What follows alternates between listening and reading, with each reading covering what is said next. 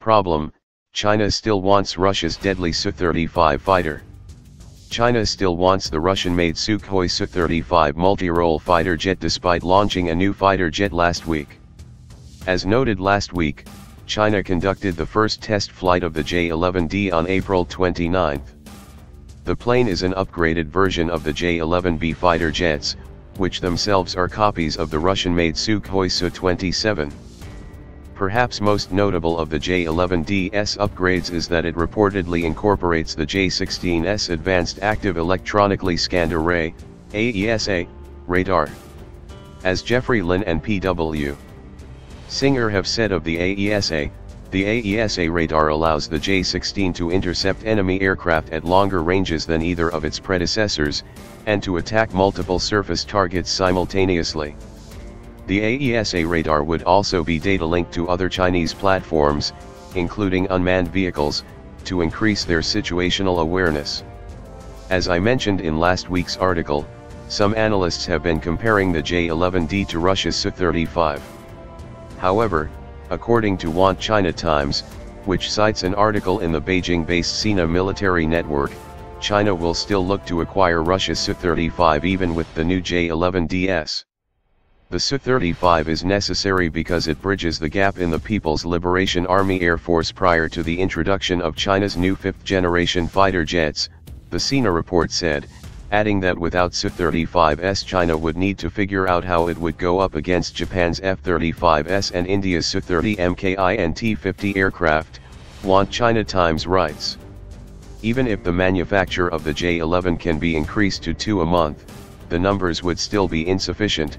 Not to mention it remains unclear whether the J-11 is technically advanced to take on fifth-generation fighters, the report added. While based off of the Su-27, the Su-35 offers a number of significant improvements, leading many in Russia to term it a 4++ generation aircraft. Air Force Technology has said the Su-35 has high maneuverability, +9G, with a high angle of attack, and is equipped with high-capability weapon systems that contribute to the new aircraft's exceptional dogfighting capability.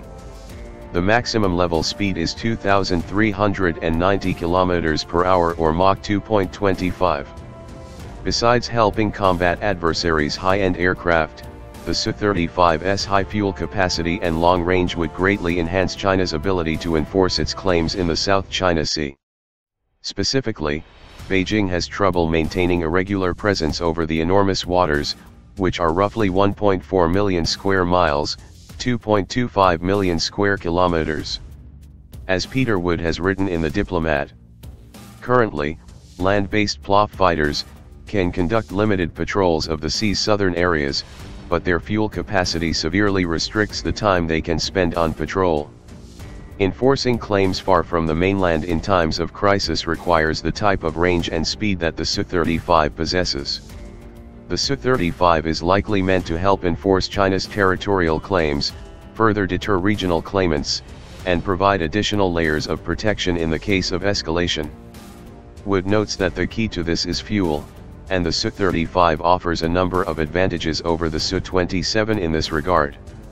One important improvement of the Su-35 over the Su-27/J-11B is the ability to carry external fuel tanks, a major factor limiting the Su-27, which does not have aerial refueling capability.